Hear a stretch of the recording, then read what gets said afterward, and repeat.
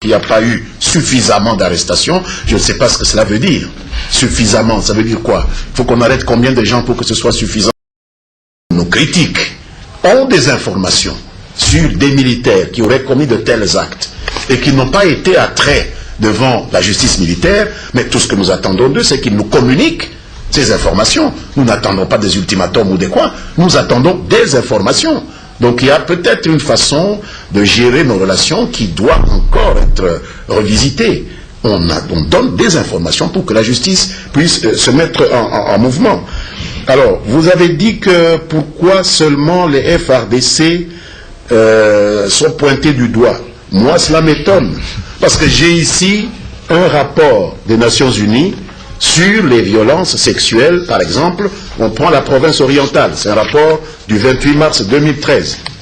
Et je lis le profil des auteurs présumés des actes d'agression sexuelle perpétrés dans cette grande province de notre pays. Et ils vous disent que ces personnes, la moitié d'entre elles, ceux qui perpètrent des actes d'agression sexuelle, sont des civils. Donc 50% c'est des civils. Et que 45% c'est des inconnus. Ça vous fait déjà 95%. Alors d'où vient l'idée que c'est les militaires qui font le plus des actes de violence sexuelle? Mais maintenant, quand ils entrent dans le détail de ce profil des auteurs, ils vous disent que 12% de ceux qui commettent ces agressions sexuelles sont clairement identifiés comme appartenant à des groupes armés. Pas au FARDC, mais des groupes armés, donc des rébellions. Et moins de 4% appartiennent aux forces armées et à la police nationale. Moins de 4 sur 100. Alors, comment 4% devient majorité? Comment il se fait que c'est l'armée qui commet le plus des agressions sexuelles? Donc, c'est les chiffres qui parlent. C'est les chiffres des Nations Unies. Donc, allez extraire de ces chiffres l'idée que c'est les forces armées qui sont les plus grandes à violer les droits de l'homme en ce qui concerne les agressions sexuelles, ça ne correspond pas aux données que nous avons ici. Donc, nous voulons que l'on fasse plus parler des faits au lieu de projeter comme ça des légendes pour jeter le discrédit sur un corps qui a toute son utilité pour ce pays. La visite du président chinois en Afrique, je sais qu'il a visité 4 pays. Il a visité la Tanzanie, il a visité plutôt 3 pays, la Tanzanie, l'Afrique du Sud et le Congo-Brazzaville. Si ma mémoire est encore bonne, nous avons une cinquantaine d'États dans ce continent africain. Alors, si tous les États qu'il n'a pas visités, ce sont des États pro-occidentaux où les Chinois sont interdits, alors il faut dire que vraiment toute l'Afrique appartient à l'Occident. Nous ne sommes pas le seul pays que le président chinois n'a pas visité. Il a visité 3 pays sur 53. Alors comment pouvez-vous donner des extrapolations comme ça? La RDC est interdite aux Chinois parce qu'il n'y a que les Occidentaux qui peuvent y venir. Non. Le président chinois a voulu visiter 3 pays. Il a visité 3 pays. Pourquoi est-ce que s'il visite 3 pays, nous devons nous formaliser? Nous devons nous sentir gênés en quoi? Il est libre d'aller où il veut. Et il n'y a pas moins de projets ici chinois, il n'y a pas moins de projets chinois en Angola ou ailleurs où il n'a pas été. Donc c'est un problème d'un programme qu'il faut poser peut-être au chef de l'État chinois, pas à nous. Nous ne sommes pas concernés par la façon dont le chef de l'État chinois organise ses déplacements à l'étranger. Alors le point de vue du M23 sur la résolution 2098. Ils disent que le gouvernement congolais veut jouer sur tous les tableaux. Mais le gouvernement congolais a reçu mission du peuple congolais et du président de la République de ramener la paix à l'est de la République démocratique du Congo. Et ceux qui ont perturbé la paix à l'est de la République démocratique du Congo n'ont pas qualité pour apporter un jugement de valeur sur les efforts qu'un gouvernement légitime est en train d'entreprendre pour ramener la paix qu'ils ont perturbée. À la limite, je dirais que c'est de bonne guerre que le M23 montre sa mauvaise humeur face à une solution qui a pour conséquence de mettre fin à son existence. Il faut qu'il vienne à la raison. Il n'y a pas de place dans un état de droit pour un groupe armé irrégulier. Tant qu'ils n'ont pas intégré cela, ils vont aller de déconvenu en déconvenu. Maintenant, c'est encore la déconvenue. Demain, ce sera les balles de la brigade spéciale d'intervention. Il est encore temps pour nos frères du M23 de se dissoudre, de mettre fin à leur prétention de mener une lutte armée pour pousser je ne sais quelles revendications qui ne peuvent pas être poussées par la voie non violente. Tout le reste, c'est des commentaires de mauvaise humeur, donc on n'a pas à demander leur avis. La nation congolaise accueille à 100% cette résolution 2098. Il n'y a que les ennemis de la paix, il n'y a que les fauteurs de troubles qui trouvaient leur compte dans la guerre, qui peuvent trouver à redire. Et nous comprenons que ce soit eux les premiers et les seuls d'ailleurs de par le monde à critiquer cette résolution 2098. Et enfin, les combattants qui ont été transférés au Rwanda, qui ont trouvé refuge au Rwanda, nous maintenons la position qui est la nôtre, qu'on doit appliquer de manière stricte l'accord cadre d'Addis Abeba, qui engage tous les pays signataires à ne pas accueillir sur leur territoire des personnes qui sont poursuivies pour des faits comme ceux qui ont été commis par la bande à Bosco Ntaganda et qui est aujourd'hui réfugiée au Rwanda.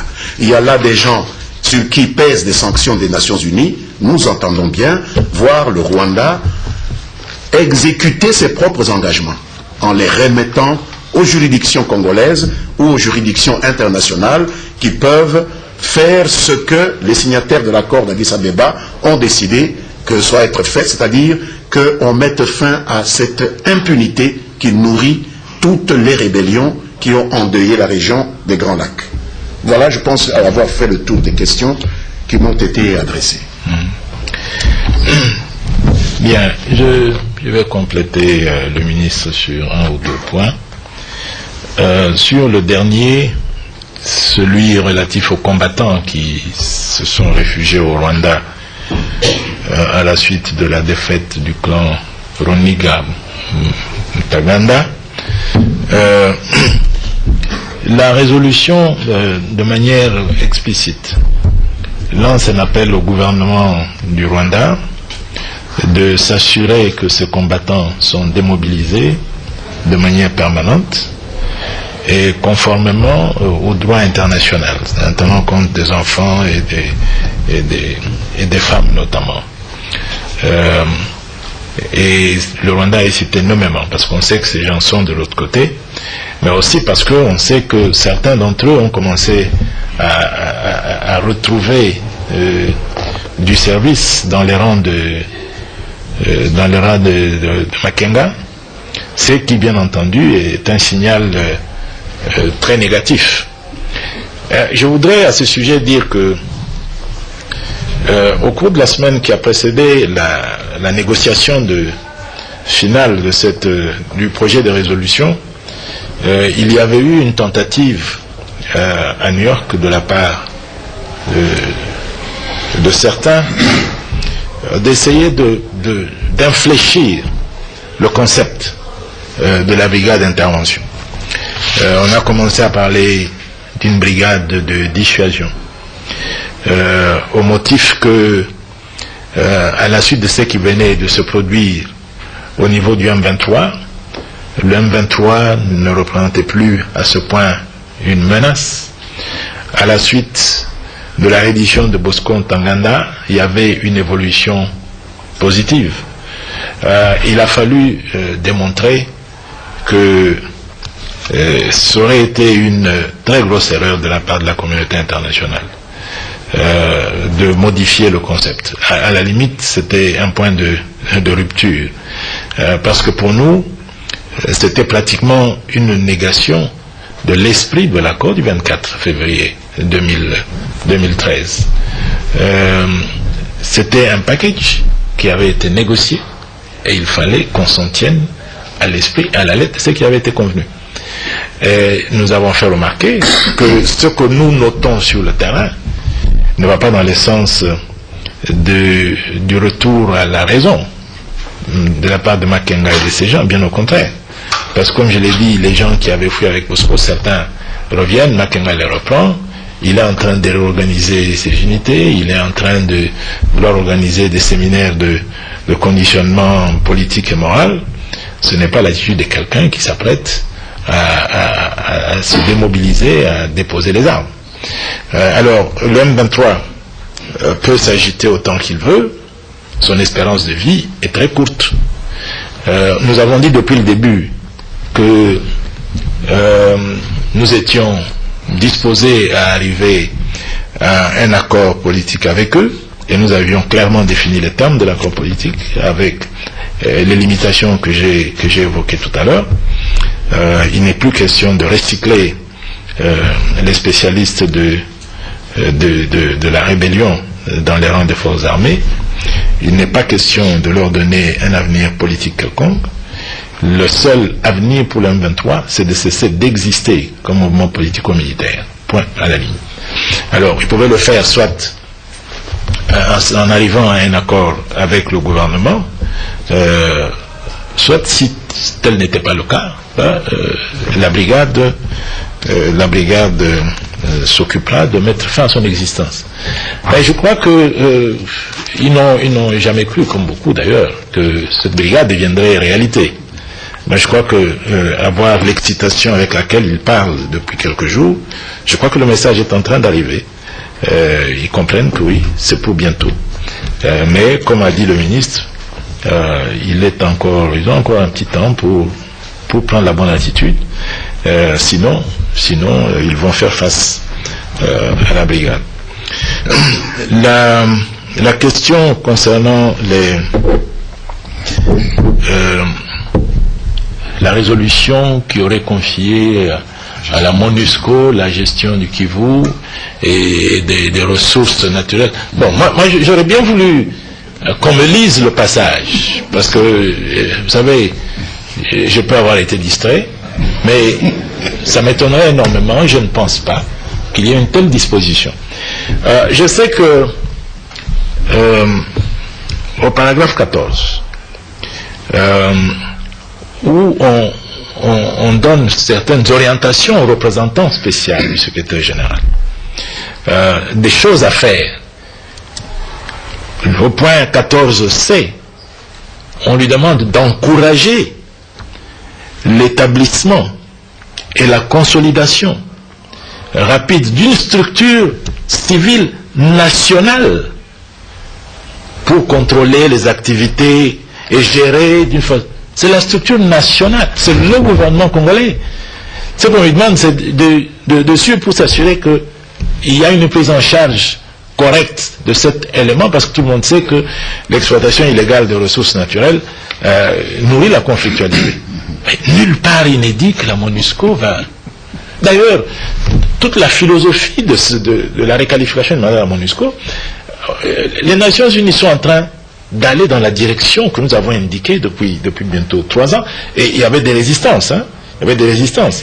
Ça fait depuis 3 ans que nous leur disons, nous avons commencé par leur dire qu'il n'est pas normal qu'ils aient des militaires partout à travers la République, alors que le vrai problème de sécurité était dans l'Est. Ça nous a pris du temps, ils ont fini par comprendre, ils ont concentré l'essentiel de leurs troupes là-bas. Nous avons dit qu'il fallait qu'ils dégagent tous ceux qui sont dans les zones où il n'y a pas de problème, dans l'ouest ici et partout ailleurs. Qu'est-ce qu'ils font là-bas? Bon, finalement la résolution leur demande de faire ça. Nous leur avions dit qu'il faudrait qu'ils transfèrent les activités liées au développement, ceci et cela, aux structures pérennes des Nations Unies, PNUD, UNICEF et les autres. Bon, ils traînent les pieds. Maintenant, la résolution leur demande d'aller dans ce sens. Donc, l'esprit de la résolution est contraire à ce que vous dites. On ne peut pas, dans cette résolution, donner à la MONUSCO le mandat de gérer les ressources naturelles de la République. D'abord, est-ce qu'il en a compétence? Donc, c'est une disposition qui n'existe pas dans l'accord. Moi, je voudrais vraiment nous inviter à lire attentivement. Hein, à lire attentivement. Parce que vous êtes des faiseurs d'opinion. Vous savez, ce que vous avez dit, ça va se répéter à longueur de journée, et les gens vont prendre ça pour de l'argent comptant. Alors que, je m'excuse, mais ce n'est pas dans ce document-là. Je ne sais pas quelle version vous avez vue. Hein? Bon, mais vous savez, parce qu'effectivement, il y a eu de tentatives. Au moment de la négociation, de la discussion du document, certaines délégations, bon, j'en prends une que vous pouvez deviner, qui à plusieurs reprises a essayé de changer l'ordre de menace, en faisant passer une autre force négative avant le M23. Il a fallu veiller à ce que la cible principale reste le M23, les autres étant subsidiaires, parce que d'abord, c'est le M23 qui menace les institutions de la République, c'est le M23 qui crée les conditions favorables pour la recrudescence de l'activité des autres groupes armés. Bon, mais à certains moments, il y a des gens qui ont tenté d'inverser. Si vous avez vu ce genre de documents, mais cette disposition-là, à aucun moment, moi, je ne l'ai vu circuler dans les documents, et elle n'est pas dans la résolution adoptée par le Conseil de sécurité. Alors, maintenant, est-ce que cette résolution est une panacée? Non, absolument pas. Absolument pas. Nous disons depuis le début que c'est un faisceau d'initiatives, c'est un faisceau d'activités qui va permettre de mettre fin à ce cycle de conflits à répétition. Est-ce que cette résolution est une panacée? Non, absolument pas. Absolument pas.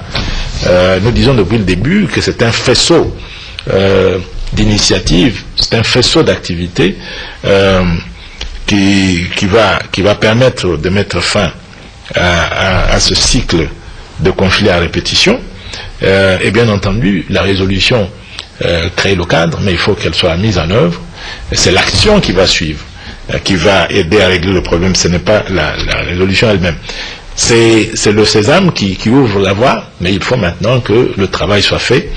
Mais nous avons confiance, nous pensons que le travail sera fait, parce que nous connaissons la détermination des pays qui se sont engagés en connaissance de cause à fournir des troupes, parce que nous avons obtenu le type de mandat robuste que nous voulions, parce que nous avons obtenu les équipements nécessaires, parce que la République démocratique du Congo continue à aligner des premières, parce qu'il y a quelque temps, c'était pour la première fois qu'on acceptait des drones dans les opérations de maintien de la paix.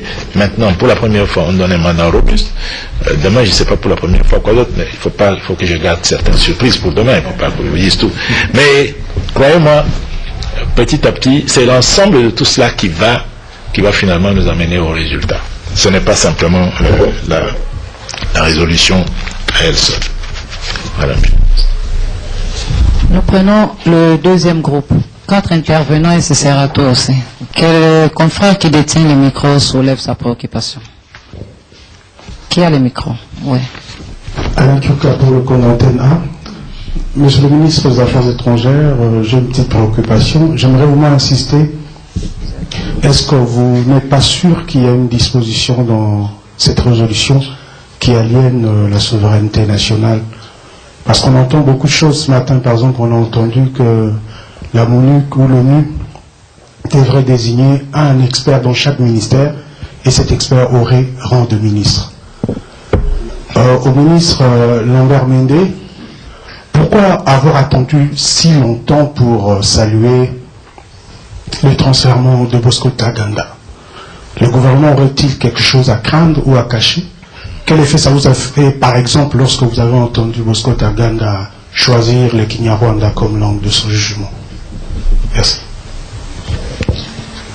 Au ministre des Affaires étrangères, Yannick Bamoué, collaborateur africain numéro 1. Pourquoi ne pas opter pour une création définitive d'une mission d'intervention des Nations Unies en République démocratique du Congo? Merci. Luc Mukomokalongatre, Congo Web. Le ministre des Affaires étrangères a dit que nous verrons la fin de ce cycle de violence, j'en conviens. Mais, monsieur le ministre, la brigade est une mission à terme. Et vous dites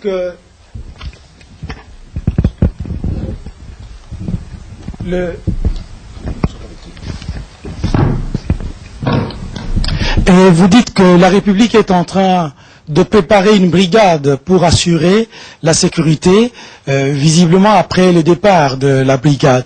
Combien de temps va prendre cette formation de cette brigade, alors que depuis que le gouvernement existe, on a du mal à constituer une armée républicaine capable de jouer son rôle régalien. Alors au ministre de la Communication, Affaire Ntaganda, vous avez dit que la République démocratique du Congo est en train d'étoffer les dossiers pour alourdir l'affaire Ntaganda, mais je sais que la Cour pénale internationale a émis un mandat contre un sujet rwandais.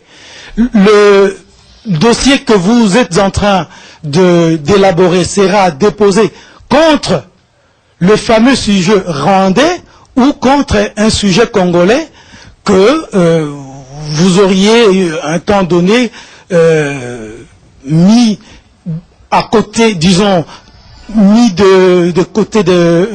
à côté de la procédure internationale pour des raisons de paix. Est-ce que c'est le même Bosco Ntaganda que vous allez cribler ou c'est un autre Bosco Ntaganda? Parce que celui-là, c'est un sujet rwandais qu'on poursuit pour des faits commis entre 2002 et 2003. Enfin, toujours au ministre de la Communication, l'affaire du 23 mars à Lubumbashi. Vous avez parlé des brigands armés, mais vous ne nous avez pas dit comment ces brigands armés ont pu traverser des villages, des localités, jusqu'à pénétrer dans la ville, jusqu'à aller hisser un drapeau séparatiste. On était venu plus pour avoir la réponse justement à cette question, et non pas une question du ministre à la question justement que l'opinion se pose. Nadine Laing de Télé 7, Monsieur le porte-parole du gouvernement, êtes-vous au courant qu'il y a 2 troupes sud-africaines à Gemena? Si oui, qu'est-ce justifie cette présence avec des hélicoptères et des avions de combat? Est-ce que pour aider François Bozizé à revenir au pouvoir? Et puis, à ce niveau, quel est le niveau actuel de relation entre la RCA et la RDC? Au monsieur le ministre des Affaires étrangères, qu'en est-on avec le pourparlers de Kampala? Cyril Milando, Radio Top Congo FM. Je pose ma question au ministre des Affaires étrangères. C'est depuis plusieurs années que la République démocratique du Congo est sous embargo. On dit souvent que c'est un embargo de fait, comme aime bien le répéter le ministre de la Communication. Au niveau des Nations Unies, est-ce que vous avez eu à vous entretenir avec certaines structures de cette organisation pour que la République démocratique du Congo puisse se défendre en achetant des armes par des voies normales? Et au ministre plutôt de la Communication, je vous pose une question en rapport avec les 230 membres de Bakata et Katanga qu'on a amenés ici à Kinshasa. Ça fait plus de 6 ou 7 ans qu'on a arrêté Chinja qui est à la prison centrale de Makala. On devrait les retourner à Lubumbashi pour qu'ils soient jugés par son juge naturel qui se trouve au Katanga, mais la justice militaire cherche désespérément de l'argent pour pouvoir les ramener au Katanga. Et maintenant, vous nous amenez 230 membres de ces mouvements. Et quand il sera question de les ramener à Lubumbashi pour qu'ils soient aussi jugés par leur juge naturel, est-ce qu'il ne se posera pas de problème avec des problèmes financiers, puisque Chinja est là depuis plus de 7 ans en attendant qu'on trouve l'argent pour l'amener au Katanga? Merci beaucoup. Nous prenons les 2 derniers intervenants du jour, donc Africa TV et Numérica TV. Merci. Monsieur le ministre, Numérica Télévision, Mendimani. Monsieur le ministre des Affaires étrangères, d'abord, vous semblez vous plaindre parce que les efforts que vous entreprenez ne sont toujours pas considérés. Mais est-ce que cela n'est pas dû au fait qu'on a comme l'impression que vous vendez la peau de la bête avant de l'avoir tuée? Vous avez parlé de cette résolution, mais les gens attendent à voir la paix rétablie. Deuxième question, c'est à propos de Kampala. Qui peut le dire mieux que vous? Est-ce qu'on peut dire aujourd'hui que c'est fini pour Kampala? Tout le monde plie bagage. Parce que dernière nouvelle, le M23... en tout cas, la délégation est encore là, même si nous savons qu'un grand nombre de la délégation du gouvernement est rentré à Kinshasa. Et les ministres le porte-parole du gouvernement, je pense, à parler de Makenga, vous aussi d'ailleurs. On a parlé à un certain moment de Makenga comme étant un allié du gouvernement. Il y avait des contacts en tout cas qui étaient établis. Qu'en est-il vraiment et voilà quoi, qu'en est-il avec Makenga aujourd'hui? Merci. Merci. Excusez-moi de revenir, Monsieur le Ministre. Je reviens sur l'accord cadre et même les dispositions des Nations Unies qui mettent en place la brigade internationale neutre. Je crains que la voix de la population qui dit non à la prime aux rébellions ne revienne lorsque les dispositions de l'accord cadre parlent de la non-intégration dans l'armée des responsables. Si on n'intègre pas les responsables, c'est que ceux qui seront, qui n'ont pas plus de responsabilités dans les groupes armés pourront être intégrés. Est-ce qu'on peut avoir une explication claire sur cette disposition de l'intégration de ceux qui ont fait partie du M23 clairement concernant leur intégration ou la non-intégration dans les forces armées? Merci. Voilà, c'est tout pour aujourd'hui.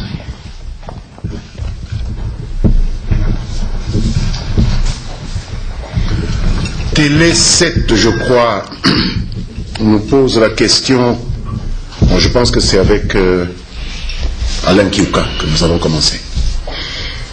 Pourquoi avoir attendu si longtemps pour saluer le transfèrement de Ntaganda? Nous n'avons pas attendu si longtemps. Il se fait que c'est le premier rendez-vous du genre que nous ayons depuis que Ntaganda a été transféré.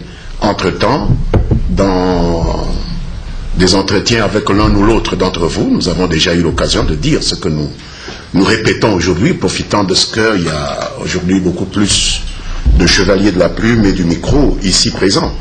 Dès le jour du transfèrement de Ntaganda, nous avons donné la position du gouvernement qui est celle-là, celle que nous avons donnée. Alors, vous pensez que nous devrions ressentir un effet quelconque du fait que Ntaganda ait choisi de s'exprimer en Kinyarwanda lors de son procès? Pourquoi devrions-nous ressentir un effet? Pour quelle raison? C'est un fait d'un banal. Vous savez, moi je peux mieux maîtriser la langue swahili qu'une autre langue et je dis à mes juges, je préfère le swahili. Quel est le problème? Quel est vraiment le problème? Pourquoi le gouvernement devrait avoir un effet quelconque là-dessus? Ntaganda, c'est lui qui est le justiciable.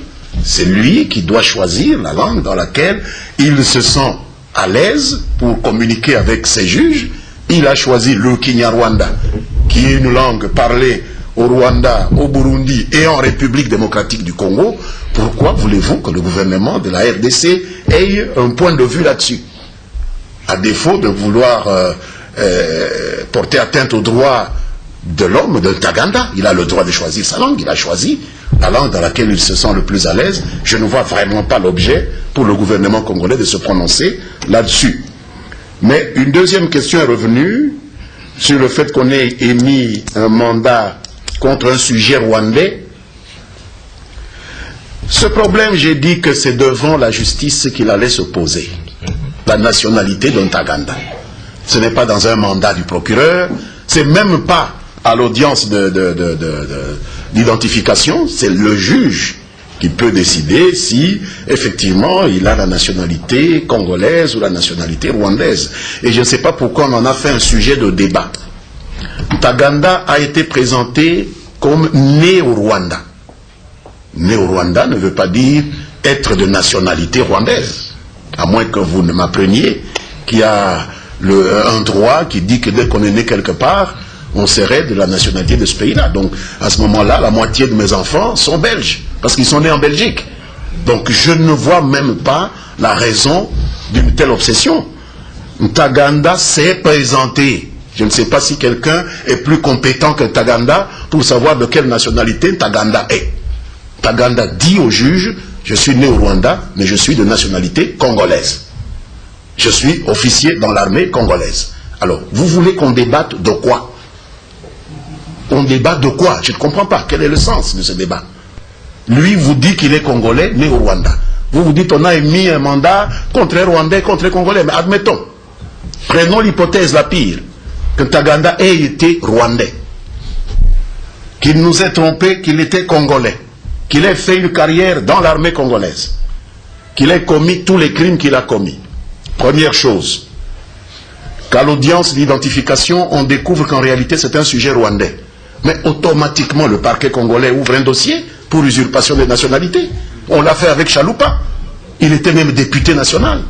Il est poursuivi, il a été condamné. Vous croyez que Taganda aurait été le premier à tromper la RDC qu'il est sujet congolais? Pourquoi on en fait un sujet de débat? On aurait découvert simplement qu'il nous avait trompés et on allait ouvrir un dossier sur lui pour usurpation de nationalité. Il est arrivé jusqu'au grade de général. On l'aurait poursuivi. C'est tout. Pourquoi voulez-vous que le gouvernement soit comptable d'un acte délictueux commis par un individu?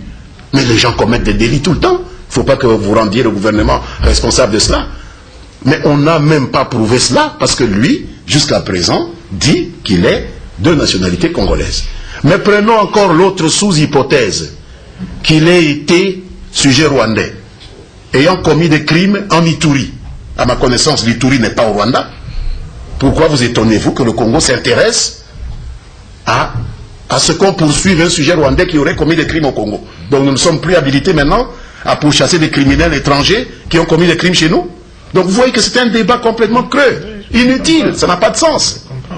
Qu'il soit rwandais ou quoi, s'il a commis des crimes chez nous, nous devons nous intéresser à ce qu'on le pourchasse, qu'on l'arrête, qu'on le punisse, et que des victimes de ces crimes qui sont des gens qui sont sous notre juridiction puissent recevoir réparation.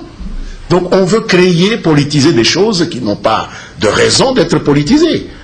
Donc Taganda, jusqu'à preuve du contraire, il se dit congolais. Si quelqu'un a une preuve contraire, je voudrais qu'il s'adresse aux cours et tribunaux pour qu'on ouvre un dossier. Il ne sert à rien de harceler le gouvernement avec cette question-là. Vous avez à dénoncer un délit d'usurpation de nationalité, allez au parquet.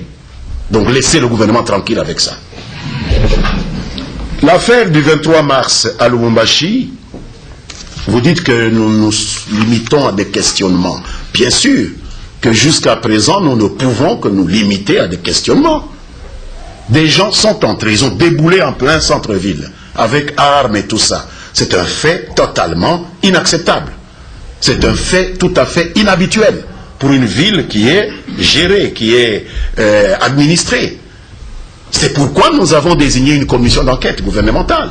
Au lieu d'attendre que de Lubumbashi on nous dise ce qui s'est passé, nous avons envoyé des gens pour enquêter. Pourquoi voulez-vous que nous fassions le compte-rendu des résultats de cette enquête avant qu'elle n'ait été bouclée? Il faut au moins attendre que l'enquête se termine, que ceux qui sont en mission là-bas reviennent, nous fassent rapport. Nous allons vous appeler et partager avec vous le contenu de ce rapport. Pour l'instant, c'est tout à fait impossible.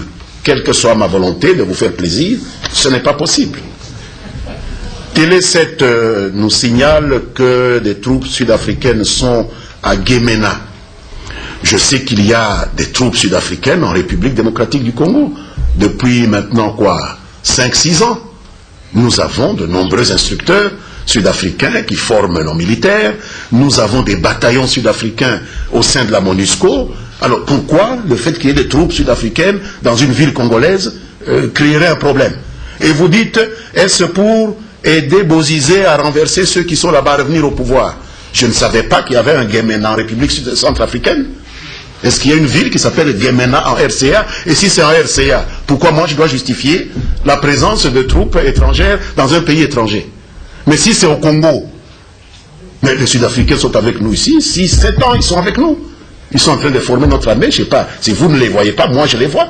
Je discute souvent avec leurs commandants, ils organisent des fêtes, nous y allons et tout ça.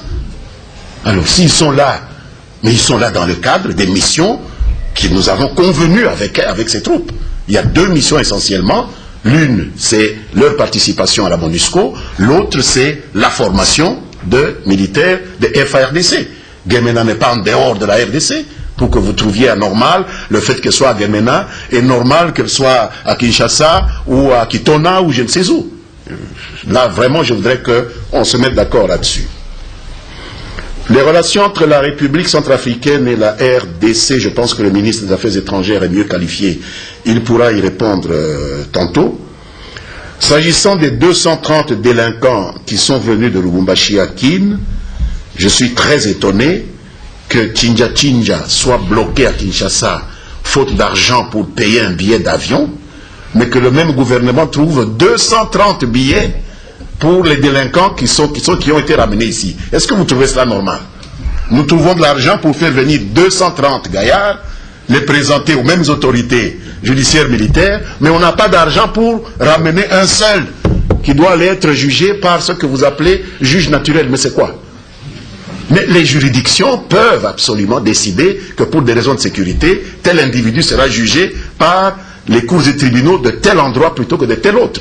Il n'y a rien qui empêche la justice militaire congolaise de déférer Tchinja devant des juges ici à Kinshasa.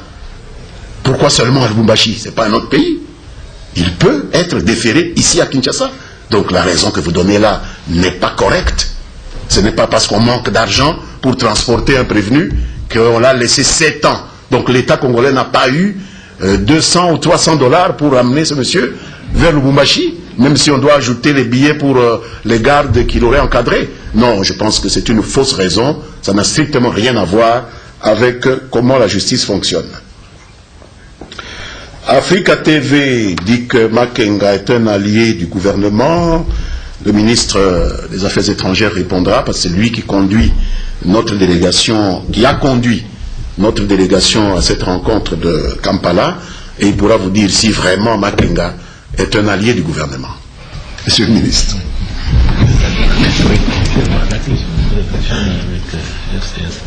Je dis quelle est la santé des relations entre nous et les nouvelles autorités.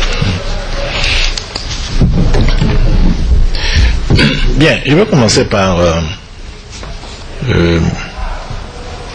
dire que je suis un tout petit peu mal à l'aise, parce que moi j'ai toujours pensé que les journalistes ont pour mission de nous informer, d'informer les citoyens, les auditeurs, les lecteurs, les téléspectateurs. Et je partais je croyais que il se donnait la peine de s'informer à bonne source. Parce que si ce n'est pas le cas, c'est que nous risquons de faire tous les frais d'une certaine désinformation.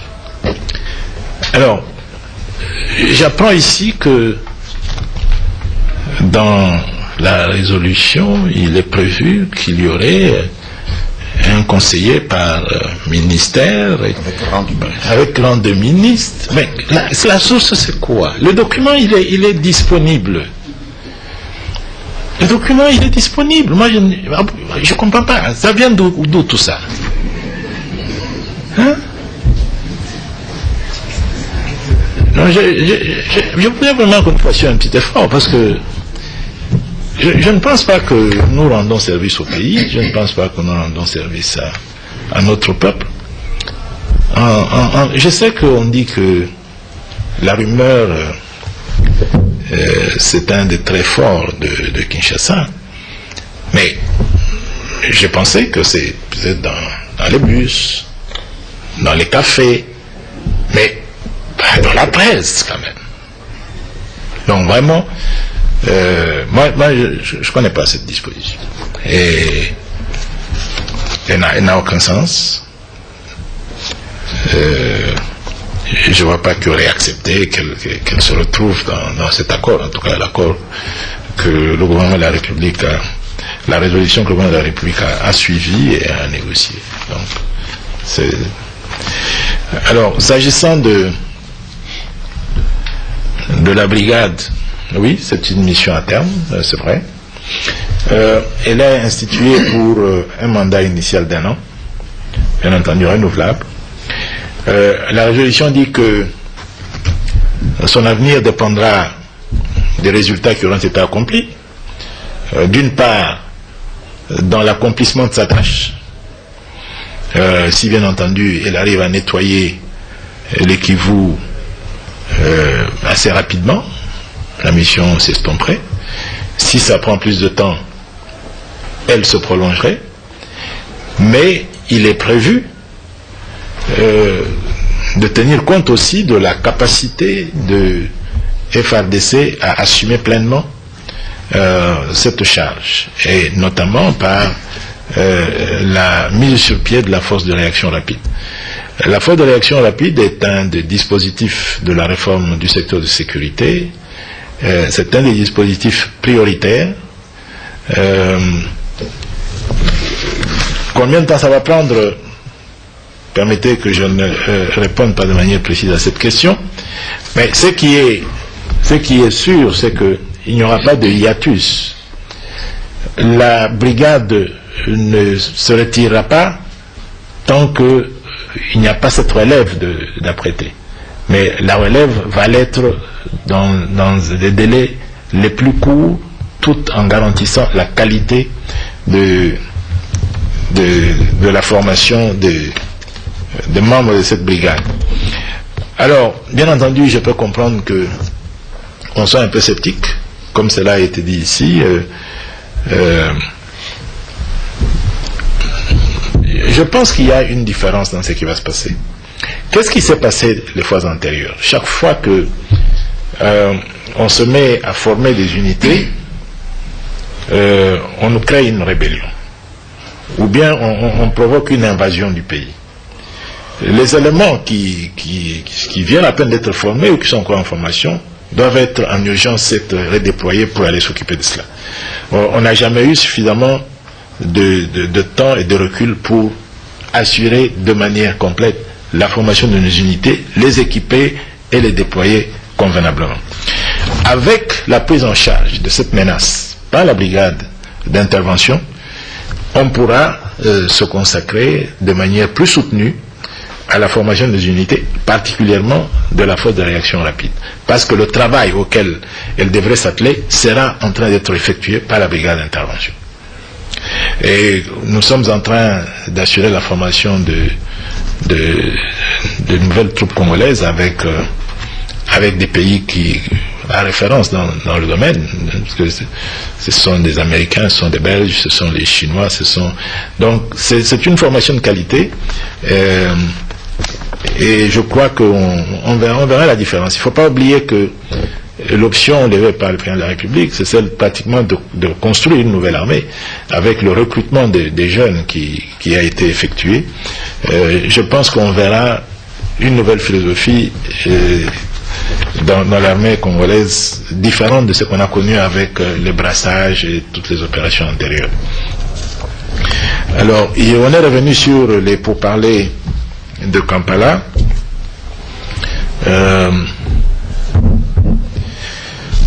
Bon, est-ce que Kampala est fini?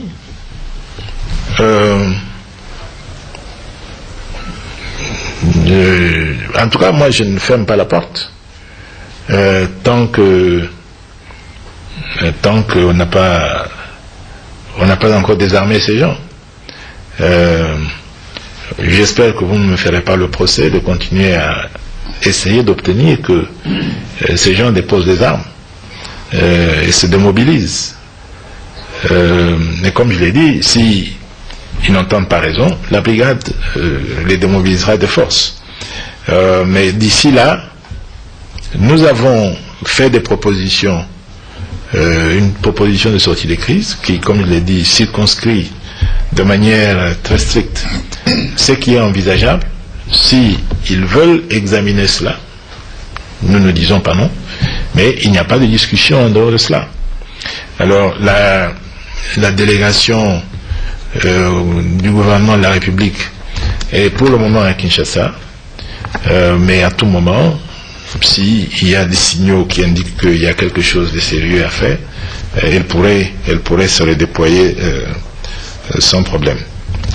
Makenga est-il un allié? Non, Makenga n'est certainement pas un allié. Comment peut-il être un allié? Nous n'avons pas d'alliés force négative, le gouvernement de la République. Et comme je l'ai dit tout à l'heure, moi je n'ai pas encore perçu dans M. Makenga quelque chose qui me fasse penser qu'il est en train d'évoluer dans la bonne direction.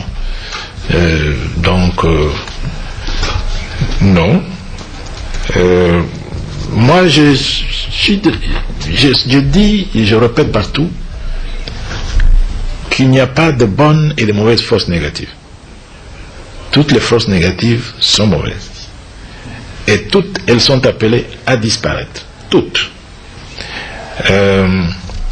Makenga, et je sais que quand nous étions en Kampala, c'était un problème quotidien avec les M23, parce que je n'arrêtais pas de les traiter de fausses négatives. Et ils n'étaient pas contents. J'ai dit, mais c'est pas mon problème. C'est pas moi, c'est vous l'êtes. Alors le fait que je dise que vous êtes monsieur Makenga ou que vous êtes monsieur Runiga, en quoi est-ce une insulte? En quoi est-ce un problème? En tant que mouvement, vous êtes une force négative. Alors moi je vous appelle, c'est votre identité. Tant que vous n'avez pas changé, qu'est-ce que vous voulez que je dise? Donc, Makenga n'est pas un allié du gouvernement. D'ailleurs, nous ne parlons pas avec Makenga. Nous ne parlons pas avec Makenga parce que Makenga il est sous sanction. Nous parlons avec les autres éléments du M23. Les éléments qui sont sous sanction ne sont pas des interlocuteurs. Pris individuellement, ils ne sont pas des interlocuteurs. Mais nous parlons avec ceux qui ne sont pas sous sanction, qui parlent en leur nom bien entendu. Mais comme je l'ai dit, ce dont nous parlons est très clair. En dehors de ça, il n'y a pas d'autre discussion. Nous ne voulons pas nous retrouver dans une situation comme les semaines passées où on commence à nous parler de questions de gouvernance. On essaie de nous expliquer comment il faut lever les taxes par des gens qui n'ont jamais levé les taxes. Faire de la rapine au coin de la rue, c'est pas lever des taxes. Donc ils ne peuvent pas expliquer comment un gouvernement fait pour lever des taxes. Alors, la question de l'Afrique en numéro 1, j'avoue que je n'ai pas beaucoup compris. Pourquoi est-ce qu'on ne demanderait pas une mission d'intervention permanente des Nations Unies en RDC? Je n'ai pas bien compris. C'est qu'on veut dire. Nous avons aujourd'hui la MONUSCO, qui est une mission des Nations Unies de maintien de la paix. Et on avait ajouté l'élément stabilisation parce qu'on voulait... nous étions arrivés à la conclusion que pour réellement maintenir la paix, il faut aller au-delà simplement des activités militaires ou des activités humanitaires. Il faut aussi créer les conditions de la réinsertion des gens, il faut créer des opportunités économiques dans la région, il faut reconstruire cette partie du pays pour que les gens puissent se remettre au travail. Et donc la mission on avait ajouté l'élément stabilisation. Mais je ne sais pas ce que vous souhaitez, en quoi ce serait différent de cela, surtout avec le complément qu'on vient d'obtenir avec la brigade. Je n'ai pas bien compris le sens de la question. Alors, Top Congo, notre pays serait sous embargo, mais vous ajoutez très vite de fait. Alors, s'il est de fait, moi je discute de quoi avec les Nations Unies? S'il est de fait. Moi je sais que au lendemain, donc au début des années fin 90, début 2000, nous étions en tant qu'État, en tant que gouvernement, nous étions effectivement sous embargo des Nations Unies. Cette question a été longuement débattue et c'est depuis 2005, 2006, en tout cas au plus tard 2006, que de manière formelle, 2007 peut-être parce que je sais que j'étais impliqué, 2007, que cet embargo a été formellement levé. Quand vous lisez les résolutions, l'embargo ne concerne que les groupes armés, les rébellions, pas le gouvernement de la République, pas les forces armées régulières de la République démocratique du Congo. Donc il n'y a pas d'embargo sur la RDC.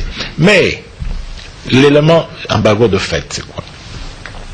C'est que il faut resituer ça dans le contexte qui était celui de l'époque, où en fait il y avait comme une stratégie au plan global, au plan mondial, de maintenir la RDC dans un état de faiblesse, parce qu'on voulait laisser un avantage aux voisins qui agressaient la République démocratique du Congo. Si bien qu'il y avait beaucoup de difficultés pour pouvoir s'approvisionner en équipement militaire. Et c'est en Europe où cela a été d'ailleurs le plus fort, parce qu'ils ont ce qu'ils appellent le code de conduite, et qui s'interprète de manière je dirais, assez élastique. Assez élastique. Quand vous lisez le code de conduite, la plupart de nos voisins ne pourraient pas s'approvisionner en Europe. Or, ils le faisaient allègrement. Ils étaient même, on leur fournissait même de manière soutenue des équipements militaires.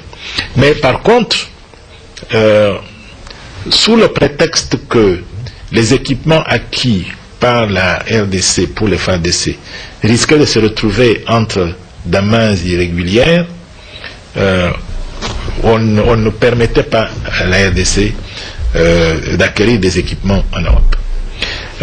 Cette question, nous en avons longuement débattu. Je crois que eux-mêmes se sont rendus compte finalement que c'était injuste et que c'était irrationnel. Vous ne pouvez pas demander à un pays de prendre en charge sa sécurité, la sécurité des biens des personnes, d'assurer l'autorité de l'État sur l'ensemble du territoire, de garantir ses frontières, en pensant que dès que vous avez formé des gens, des militaires, comme des boy scouts, avec un bâton, ils vont aller assurer la protection. Ils ont besoin des armes, ils ont besoin de munitions. Et que c'était injuste de ne pas permettre cela. Donc cette question-là aussi est en train d'être tournée. Donc il n'y a pas de sujet à discuter avec les Nations Unies concernant un embargo sur la République démocratique du Congo.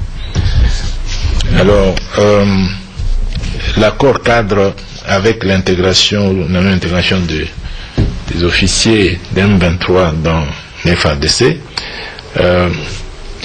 je crois que la position, je l'ai dite de manière claire, les gens, en fait je suis en train de violer un peu les règles convenues parce que on n'est pas censé débattre de ces questions-là dans les médias ou dans la presse, des questions qui sont en discussion, mais nous avons dit par exemple que les gens qui ont déjà bénéficié de l'amnistie une fois, deux fois, bon, nous pensons qu'il n'est plus nécessaire de discuter d'amnistie avec eux, parce que ils ont démontré, ils ont vidé le concept même d'amnistie de tout son sens. Ça n'a servi à rien. Donc, il n'est pas question qu'on en reparle. Mais les petits enfants qui ont été ramassés parfois de force, les jeunes gens qu'on a mis dans les rangs là-bas, et ainsi de suite. Vous voulez qu'on en fasse quoi? Vous voulez qu'on en fasse quoi? Qu'on les condamne pour le reste de leur vie? Hein? Donc, il y a des éléments que nous sommes prêts, dont nous sommes prêts à examiner l'intégration. D'ailleurs, le concept de réintégration,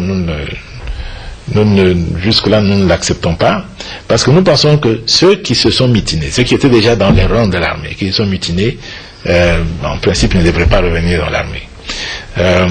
Mais ceux qui ont été recrutés, puisqu'on est en train de recruter, ceux qui ont été recrutés, s'ils remplissent un certain profil, parce qu'au jour d'aujourd'hui, nous avons une loi qui définit très clairement qui peut être dans l'armée, quelles conditions il faut remplir, et ceci et cela. S'ils remplissent cela, à travers un processus prévu, ils peuvent éventuellement être intégrés. Mais les conditions sont assez strictes, il faut qu'ils prennent des engagements individuels, pas collectifs, pour qu'on soit sûr que cette fois-ci, ils ne vont plus faire la même chose, ils vont servir partout à travers le pays, ceci et cela. Il n'est pas question d'être dedans et puis de dire, moi je ne quitte pas ma colline, moi je ne quitte pas mon ceci et cela. Non, ça n'a pas de sens. Mais disons qu'avec l'idée c'est de dire, il n'y a pas de raison, puisque vous avez démontré que vous n'êtes pas fait pour l'armée, parce que l'armée c'est la discipline, il n'y a pas de raison que votre réintégration se fasse dans l'armée. Le plus important c'est que vous puissiez réintégrer la société congolaise. Et tous les Congolais ne sont pas dans l'armée. Vous voulez aller dans l'armée, il faut remplir certaines conditions, il faut avoir un certain comportement. Alors, les relations entre la RDC et la République centrafricaine. Bon, écoutez, nous avons tous suivi les derniers développements en République centrafricaine. Nous avons constaté la vacance qui s'est créée à la tête de l'État avec la prise de Bangui par Seleka et le départ du président Bozizé. Le ministre de la Communication tout à l'heure a dit que la République démocratique du Congo est membre de plusieurs organisations sous-régionales et régionales qui sont concernées par la situation en République centrafricaine, parce que la République centrafricaine est membre de ces organisations aussi. Je citerai celles qui sont directement concernées par cette crise. La Communauté économique des États de l'Afrique centrale, la CEAC, qui a initié les pourparlers de Libreville, qui avait mis en place le processus de transition et qui a déployé des unités en République centrafricaine, d'une part, et puis l'Union africaine d'autre part. Et je crois que vous avez suivi la position de l'Union africaine, qui est celle de rappeler que l'Union africaine n'accepte pas de prise de pouvoir par des voies non constitutionnelles, et que le régime qui est là est pour le moment illégitime, et le problème se réglera comme ça se règle dans ce genre de cas. Bon, quant à la République démocratique du Congo, la République centrafricaine est un État voisin. Nous demandons qu'à avoir de bonnes relations. Nous souhaitons au peuple centrafricain la paix, et nous espérons qu'ils pourront rapidement trouver comment régler leurs problèmes, de manière à permettre que la sécurité de l'un et de l'autre ne soit pas perturbée, et que dans chaque pays, les efforts de développement puissent se poursuivre, et quand les deux pays, leurs relations puissent être aussi bonnes qu'elles ont été dans le passé. Pour le moment, nous observons, nous devons d'abord y voir un peu clair pour savoir où ce pays est en train d'aller. Alors, Numérica TV a dit que je me plains parce que mes efforts ne sont pas reconnus. À aucun moment je n'ai parlé de mes efforts. J'ai parlé de votre pays, de votre diplomatie. C'est pas un titre personnel. Ce n'est même pas parce que je suis membre du gouvernement qui mène cette politique. C'est dans l'intérêt du pays. Nous ne pouvons pas passer tout le temps en train de tirer le pays vers le bas, de dénigrer tous les efforts que le pays fait. Et bizarrement, nous sommes les seuls à le faire. Suivez un peu ce qui se dit sur le plan international. Regardez quel accueil cette résolution a eu à travers les médias, à travers le monde, dans toutes les capitales étrangères, partout. Tout le monde n'en dit que du bien. Ce n'est que chez nous où les gens sont en train d'avoir une autre lecture. Hein? Donc voilà une résolution qui était difficile à négocier, mais qui a été adoptée à l'unanimité. Bon, vous savez, il y a peut-être des gens qui auraient voulu ne pas voter pour, mais c'était en plein jour et devant tout le monde. Et alors, bon, quand vous regardez les gens comme ça, ils disent, bon, qui vote? Bon. Hein? Donc, elle a été votée à l'unanimité. Alors, vraiment, s'il vous plaît, non, on ne se plaint pas, mais nous pensons que ce n'est que justice, et nous pensons que c'est en intérêt de notre pays. Il faut que le pays reprenne confiance en lui-même, parce que la plupart des réactions reflètent la perte de confiance dans la capacité de notre pays. Et c'est ça que je condamne. Ce n'est pas le fait qu'on se plaigne. Parce que je pense que notre pays est en train de retrouver ses lettres de noblesse. Notre pays est en train de faire des progrès. Et je pense que la confiance est un ingrédient essentiel, aussi bien en politique qu'en économie. Et je ne pense pas que nous rendons service au pays je dirais en dénigrant systématiquement tout ce qui est entrepris. Vous savez, vous prenez un dossier comme celui-ci. Vous pensez bien que quand nous allons pour discuter avec les représentants de notre pays ou avec ceux des Nations Unies, et que ils lisent notre presse et voient que les 3/4 de la presse dit que ça va rien donner, c'est là. Bon, à la limite, ils disent ok, est-ce que vraiment ça vaut la peine? Vous-même, vous n'y croyez pas. Vous n'y croyez pas. Mais vous n'y croyez pas. Vous proposez quoi? Dites-nous. Vous proposez quoi? Soyons concrets. Ouais, laissons au moins faire ça. Nous pensons que ça va produire des résultats. Si ça ne produit pas de résultats, bon, on est encore là. Vous pouvez toujours... Voilà. Donc, ne vous en faites pas, ce ne sont pas des plaintes. Merci, Monsieur le Ministre. Merci à vous tous, Mesdames, Messieurs, pour votre patience et votre disponibilité. À la prochaine. De la Radio-Télévision nationale congolaise, le point de presse conjoint du ministre des Médias, porte-parole du gouvernement, et du ministre des Affaires étrangères. Beaucoup de points où tous les problèmes d'actualité ont été abordés, et sans tabou, nous allons faire le tour de la table avec d'abord notre ami Kabasele qui a suivi. Pouvez-vous faire le résumé de ces points de presse conjoints? Balunji batereje bakunanga tutole twasikijira kujimane tuku kuku ujimu tupesi chikolokolo bakun maisha bwase tuvo hapa muzi wa bibilu wa shane tumibiji RTNC mibiji mwaba